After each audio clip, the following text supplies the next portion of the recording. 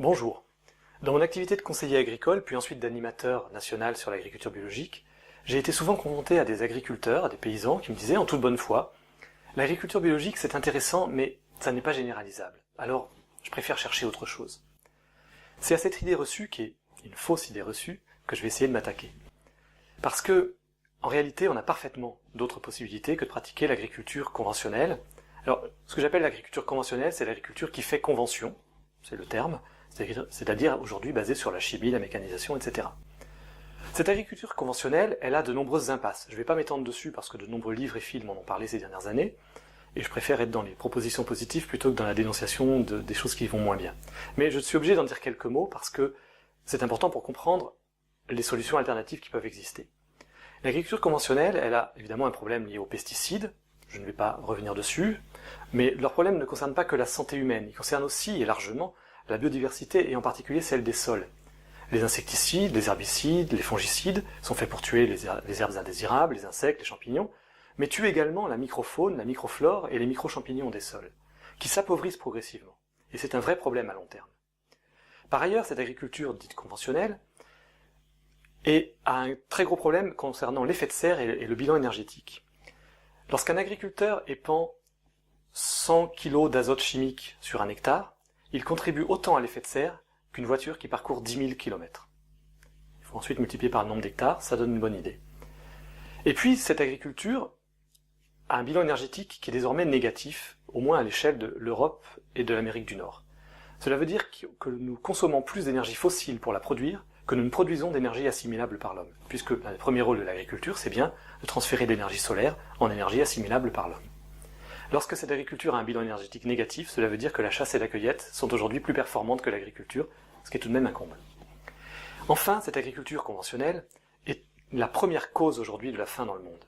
Si vous pensez que la faim dans le monde est due à un déficit de production, je suis obligé de vous contredire. La faim dans le monde est avant tout due à des problèmes économiques et sociaux. En termes agronomiques, aujourd'hui, nous produisons déjà 330 kg d'équivalent céréales par humain et par an. Or, il suffit de 200 kg d'équivalent céréales par humain et par an. Donc à l'échelle planétaire, la production est suffisante. Malheureusement, une grande partie de cette production est utilisée pour nourrir le bétail, pour fabriquer des agrocarburants, et de toute façon n'est pas accessible aux pauvres, puisque le problème de la faim dans le monde est un problème de pauvreté. Prenons l'exemple du Brésil. Au Brésil, nous avons des grands domaines exportateurs, et nous avons une agriculture qui est très performante, qui pourrait nourrir 2 fois la population du Brésil actuelle, à peu près. Pourtant, 12 millions de Brésiliens souffrent de la faim. 6% de sa population. Parce que ces grands domaines ont remplacé la main-d'œuvre salariée agricole par des machines et de la chimie, et cette main-d'œuvre salariée, aujourd'hui, croupit dans les favelas et meurt de faim. Or, à quoi servent ces grandes fermes? À exporter du soja, qui nourrit notamment les vaches laitières de Bretagne, pour prendre un exemple par chez moi. En Bretagne, nos vaches sont nourries à base de maïs, mais doivent être complétées par du soja. Pour arriver à les nourrir correctement, nous importons une quantité de culture qui correspond à l'équivalent de la surface de la Bretagne cultivée au Brésil. Cette agriculture est donc maintenant à moitié hors sol. Alors comment est-ce qu'on en est arrivé à ce système qui, bien entendu, n'est pas durable, n'est pas pérenne? Pas seulement à cause des multinationales, même si elles ont leur rôle à jouer, elles ont joué leur rôle en tout cas dans le passé, et aujourd'hui elles bloquent complètement l'évolution du système. Mais ce système s'est d'abord mis en place par la volonté de bonne foi de gens qui croyaient développer l'agriculture dans le bon sens, qui étaient notamment des agronomes et des hommes politiques, et puis des paysans qui ont fait ce qu'on leur a dit de faire. Ces agronomes, notamment, ont raisonné selon un mode de pensée qui est complètement dépassé et archaïque aujourd'hui, qui est le mode de pensée réductionniste, qui consiste à isoler les systèmes les uns des autres, les problèmes les uns des autres, et les remettre ensuite dans le système comme si tout fonctionnerait pareil. En l'occurrence, on voulait augmenter les rendements, ce qui était normal au sortir de la Seconde Guerre mondiale. On a donc sélectionné des variétés dans des conditions idéales pour augmenter les rendements. Mais des conditions tellement idéales, tellement théoriques, tellement virtuelles, qu'elles ne correspondent absolument plus à des conditions de culture. Lorsqu'on a voulu remettre ces variétés qui ont effectivement obtenu de très gros rendements dans ces conditions virtuelles, lorsqu'on a voulu les remettre dans les champs, on a été obligé de renverser complètement la façon de fonctionner par rapport aux 10 000 ans d'agriculture qui avaient précédé. Au lieu d'adapter les variétés au milieu, nous avons décidé d'adapter les milieux aux variétés. Puisque ces variétés obtiennent de gros rendements dans des conditions artificielles, nous avons artificialisé les sols à coups d'engrais chimiques. Ces plantes se retrouvent doublement fragiles. Fragiles parce qu'elles ne sont plus adaptées à leur milieu, et fragiles parce qu'elles sont nourries par des engrais solubles, qui les rendent particulièrement sensibles aux maladies. On est donc obligé de les protéger par des pesticides. Tout le système est cohérent lorsqu'on va jusqu'au bout. Et puis, Ces monocultures sont des monocultures de clones. C'est-à-dire que ces cultures à haut rendement ont été sélectionnées de façon isolée, sans aucun mélange de cultures, parce que c'était compliqué à faire à l'époque, ça l'est encore aujourd'hui, et un champ de blé, ce sont tous des épis génétiquement identiques, ce sont donc des clones. Ces monocultures clonales ont permis la mécanisation. C'était utile, ça permettait de libérer des bras pour reconstruire l'Europe après la Seconde Guerre mondiale. C'est moins utile aujourd'hui où ça crée du chômage. Tout ça pouvait avoir sa cohérence à l'époque. Ça fonctionnait en Europe et en Amérique du Nord, c'est-à-dire dans des milieux tempérés. De façon provisoire, car nous épuisons progressivement les sols. Le problème, c'est que, en dehors de l'Europe et de l'Amérique du Nord, la plus grande partie de la planète est composée de climats non tempérés. Non tempérés, ça veut dire que les climats, les milieux sont instables, que les conditions qui pour nous sont des conditions exceptionnelles, inondations, sécheresse, sont dans la plus grande partie des terres de la planète des conditions ordinaires. Lorsque les agronomes nous disent que les variétés améliorées, qu'on a utilisées pour ce qu'on a appelé la révolution verte, obtiennent de meilleurs rendements que les variétés traditionnelles et que les techniques traditionnelles, c'est une imposture, parce qu'ils vont nous parler des rendements lors des années idéales. Les autres années, ils nous disent « ah mais ça ne compte pas, ce sont des accidents ». Le problème, c'est que dans les pays tropicaux, les autres années sont majoritaires. Lorsqu'ils sont majoritaires, ce ne sont plus des accidents. Et en moyenne, sur 5 ou 10 ans, l'agriculture conventionnelle a de moins bons rendements que l'agriculture bio, par exemple, dans les pays non tempérés. Alors, on a d'autres solutions que de pratiquer cette agriculture conventionnelle. On aurait pu sélectionner des variétés en mélange et non pas en monoculture, et pratiquer ce qu'on appelle des cultures associées. Les cultures associées, c'est qu'on a plusieurs espèces végétales dans une même parcelle. Tout le monde sait en agronomie que des cultures associées ont toujours de meilleurs rendements que des cultures pures, pour différentes raisons. D'abord, moins de concurrence nutritionnelle, puisque les plantes sont différentes, donc vont mobiliser des éléments minéraux différents. Mais surtout, certaines plantes vont apporter des éléments nutritifs. Par exemple, les légumineuses sont capables de capter l'azote atmosphérique et de le transformer en azote organique, qui se retrouve ensuite dans le sol. L'azote atmosphérique étant la plus grande composante de l'air, c'est une ressource infinie. Les arbres, eux, sont capables d'aller chercher le potassium au contact de la roche-mère, très profondément dans le sol. Et le potassium qu'elles ont utilisé, elles le renvoient ensuite dans leurs racines à l'automne, puisque ce potassium est très peu exporté par les feuilles et les fruits. Mais comme ce potassium ne va pas être ramené là où elles sont allées le chercher, là où ils sont allés le chercher, les arbres le redescendent dans l'ensemble de leurs racines, et donc enrichissent l'ensemble des couches du sol en potassium. Et puis, pour le troisième des grands éléments fertilisants, c'est-à-dire le phosphore, là encore les arbres sont très utiles, et certaines cultures comme le sarrasin par exemple peuvent transformer de l'azote non disponible en azote disponible. Les arbres, eux, allant là encore le chercher dans les couches profondes. Donc on peut arriver à avoir une fertilité qui s'auto-entretient avec des cultures associées complexes. Alors c'est rare d'avoir un système vraiment complexe, très cohérent, et donc souvent on a besoin de rapporter des déjections animales sous forme de compost, donc il est utile d'avoir aussi des animaux. Au moins dans un premier temps et au moins en Europe. Ce système, il permet également une protection mutuelle des cultures, puisque diversité de plantes veut dire diversité d'habitat pour les animaux, pour les insectes, et on va avoir des plantes qui vont abriter des prédateurs, des parasites d'autres plantes. Mais surtout, ce système permet d'optimiser la photosynthèse. Parce que si vous prenez un maïs en Europe, au printemps, c'est un grand champ de terre nue avec quelques petits épis de maïs qui commencent à sortir. La terre nue, ça veut dire que, au printemps, quand il pleut beaucoup, l'eau pénètre le sol et emporte l'azote, donc pollution des eaux, algues vertes.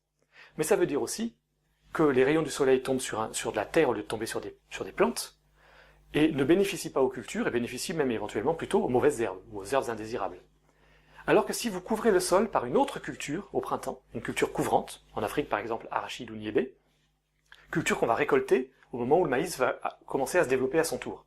Eh bien cette culture qu'on va avoir installée au printemps couvre le sol, utilise les rayons du soleil pour produire des aliments. Autrement dit, les rayons du soleil ne sont pas perdus, et ils sont beaucoup mieux optimisés, et donc la production de biomasse de la parcelle dans l'année est forcément supérieure, les rendements sont forcément supérieurs. Enfin, les cultures associées permettent de stabiliser les sols, de lutter contre l'érosion, qui est un mal terrible dans les pays non tempérés, qui sont souvent avec beaucoup de relief et des orages très violents, que ce soit orages intertropicaux, moussons, etc., évidemment cyclones et autres. Et donc pour stabiliser les sols, il ne faut surtout pas pratiquer des monocultures clonales de cultures annuelles. Il faut avoir des arbres et des arbustes qui stabilisent les sols, et les cultures sont implantées entre les arbres et les arbustes. Alors ce système qui fonctionne en fait très bien, donne de très loin les meilleurs rendements. Alors je vais vous donner un exemple très simple en prenant en Europe. Non pas un système vraiment de cultures associées, mais un système qui s'en rapproche, c'est-à-dire le maraîchage diversifié. Les personnes qui font du maraîchage en vente directe, qui ont 30, 40 espèces différentes, dont plusieurs espèces successives sur la même ligne au fil de l'année, que je vais comparer avec un blé le blé en monoculture conventionnelle, c'est vraiment l'archétype de la monoculture conventionnelle. Un blé, avec toute la chimie possible, va donner au maximum 100 quintaux par hectare. 100 quintaux par hectare, c'est 10 tonnes de grains consommables. Du maraîchage diversifié va donner 20 à 70 tonnes de matière consommable par hectare, et en ramenant à la matière sèche, 15 à 20 tonnes. Cela veut dire que du maraîchage diversifié, bio ou pas bio, donnera toujours de meilleurs rendements qu'une monoculture clonale de blé, même bourrée de chimie. Alors vous allez me dire, mais pourquoi est-ce que j'ai comparé blé et maraîchage et pas blé et blé? Parce que si je compare du blé bio et du blé conventionnel, comme on dit souvent dans les études qui ont été menées en Europe ou en Amérique du Nord, qu'est-ce que je fais en fait? Je compare d'un côté un blé en monoculture clonale, de variété standard, sélectionné pour la chimie, sans écosystème, soutenu par la chimie. Et d'un autre côté un blé de monoculture clonale, de variété standard, sélectionné pour la chimie, sans écosystème, mais auquel j'enlève la chimie. Il est évident que le deuxième va avoir de moins bon rendement que le premier. Mais qu'est-ce que j'ai comparé? J'ai comparé un blé conventionnel avec un blé conventionnel sans chimie. Un blé bio, ça n'est pas ça. Ce serait un blé en cultures associées avec un écosystème, des variétés adaptées au milieu, etc. Donc pour pouvoir comparer les systèmes, il faut bien comparer des monocultures clonales et des cultures associées. Et de nombreuses études à travers le monde ont montré que les cultures associées en agriculture biologique ont de meilleurs rendements dans les milieux tropicaux que les cultures conventionnelles. Alors l'agriculture biologique, justement, qu'est-ce que c'est dans tout ça? Eh bien, ça n'est pas autre chose que la meilleure solution pour optimiser les cultures associées. L'agriculture biologique, c'est pas une agriculture ancienne, c'est une agriculture moderne, qui fait la synthèse entre des savoirs anciens et des savoirs très modernes. Par exemple, le compost est une invention de Sir Albert Howard, qui est l'un des fondateurs de l'agriculture biologique en 1940. Un autre fondateur de la bio, Ehrenfried Pfeiffer, en 1937, a posé les bases très claires de ce qu'est l'agriculture biologique. C'est une agriculture qui reconstitue au niveau de la ferme un organisme avec des interrelations entre les éléments. Et ce que Pfeiffer visait à créer, c'est un agro-écosystème, c'est-à-dire basé sur à la fois un écosystème, c'est-à-dire le sol, les haies, les points d'eau, les talus, etc. D'autre part, un agrosystème, c'est-à-dire des plantes cultivées, des animaux domestiques, et enfin des humains. Les humains sont fondamentaux dans l'agriculture biologique depuis sa fondation, depuis l'origine. Les humains apportent bien entendu leur force de travail, mais ils apportent aussi leur savoir, parce qu'un savoir paysan, il a beau ne pas être écrit, ça reste bien un savoir construit qui est transmis de génération en génération et qui donne lieu à des expérimentations. Donc ce savoir, il est très important. Et puis les humains apportent également leurs besoins et leurs envies. Deux sociétés différentes dans un même milieu ne vont pas avoir envie de cultiver les mêmes plantes, les mêmes cultures, et c'est tout à fait normal, et nous n'avons pas à les faire changer, nous avons à les optimiser. Donc l'agriculture biologique vise à reconstituer un agro-écosystème complexe. Et les produits chimiques dans tout ça? Eh bien, j'espère que vous avez compris que ça n'est qu'un moyen. L'interdiction des produits chimiques de synthèse est un moyen pour reconstituer un agroécosystème. Ça n'est absolument pas le but de l'agriculture biologique. Alors, une fois qu'on a compris ces différentes alternatives entre les monocultures aidées par la chimie ou les cultures associées en bio, eh bien on a le choix. On a le choix entre partir du système qui a les moins bons rendements, les monocultures clonales, et améliorer ces rendements grâce à la chimie. Ou partir du système qui a le meilleur rendement, c'est-à-dire les cultures associées, et améliorer ses rendements par l'agriculture biologique. Non seulement, dans la longue durée, les rendements sont meilleurs, avec les cultures associées conduites en bio, mais de plus, c'est un système qui est applicable à l'ensemble de la planète, et pas seulement au milieu tempéré, contrairement à l'agriculture conventionnelle. Alors évidemment, cette agriculture biologique de cultures associées, ou agroécologie comme disent certains, mais c'est un débat un peu complexe, elle est très difficile à mettre en œuvre en Europe, beaucoup plus finalement que dans les milieux tropicaux. Parce qu'en Europe, nous partons d'un système qui est complètement appauvri. Nous n'avons plus d'écosystème, nous n'avons plus d'humains, parce que nous n'avons plus de main-d'œuvre, nous n'avons plus de savoir, nous n'avons plus de variétés adaptées au milieu, etc. Donc, en Europe, cela prend du temps. Les agriculteurs qui étaient près de la bio sont déjà passés en bio. Ceux qui vont passer en bio demain, dans 5 ans, dans 10 ans, sont de plus en plus éloignés de la bio. Pourtant, il faudra bien qu'ils évoluent. Il faudra bien les accompagner.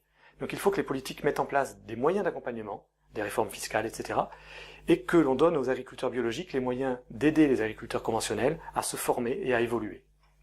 Et en tout cas, il est très important que les paysans sortent de l'enfermement dans lequel ils ont été piégés.